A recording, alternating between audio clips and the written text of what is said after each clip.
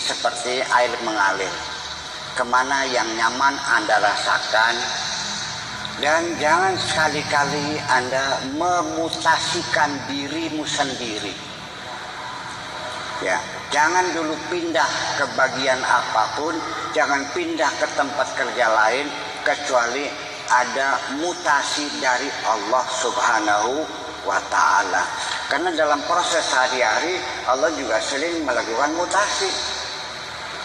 Dari seorang pengusaha menjadi ulama besar, dari ulama besar menjadi pengusaha.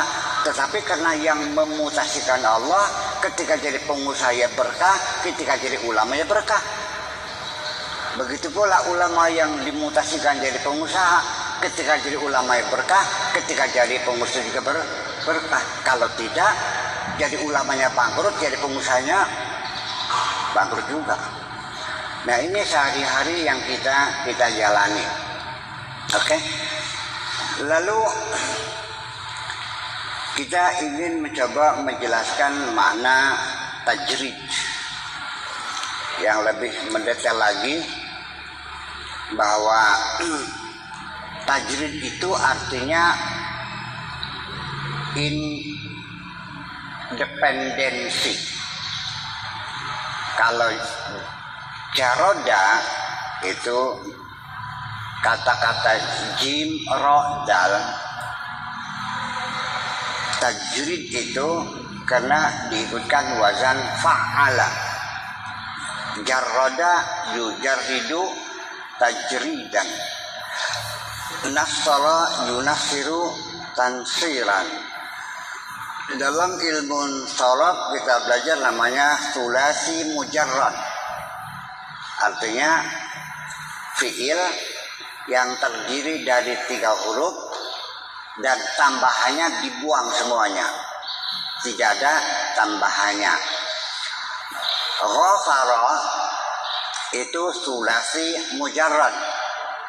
Istaghfara itu sulasi mazid, tambahannya alif, sin, dan ta. Istaghfara.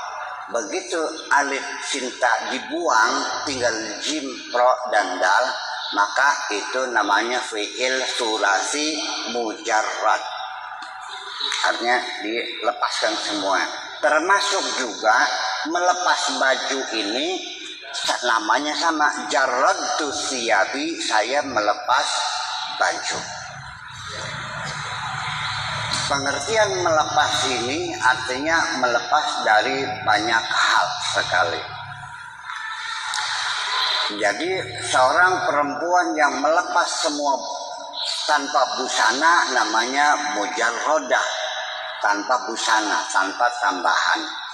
Nah, lalu pola hidup tajrid seperti apa? Yaitu ketika sudah tidak ada ketergantungan kepada siapapun kecuali hanya kepada Allah Subhanahu wa ta'ala.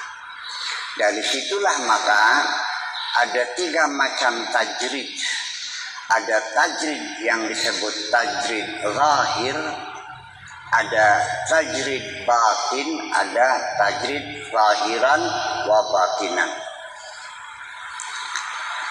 Kalau tajrid yang zahir artinya dia sudah tidak lagi punya teman, sudah dia tidak lagi banyak berhubungan dengan orang lain, sudah tidak minta bantuan kepada siapapun. Pokoknya di rumah nganggur geger. Itu artinya ketika dia sudah mulai menyendiri, menjauh dari pergaulan manusia, itu namanya tajrid. Tapi tajrid yang zahir. Makanya sehari-hari dengan nasi saja sama tempe, sepotong tempe begini, ya, dia menikmatinya. Tempenya ini ditutulin ke kecap, dilamut kecapnya baris sega 10, tutul maning dilamut kecapnya sampai sega sepiring, tempe ini masih butuh gini ya. Dirawati kanggo sore. Sehari-hari seperti itu. Atau sama kerupuk saja makannya. Dan dia tidak pernah berkeluh kesah. Itu pun sudah disebut tajrid, tapi tajrid yang zahir.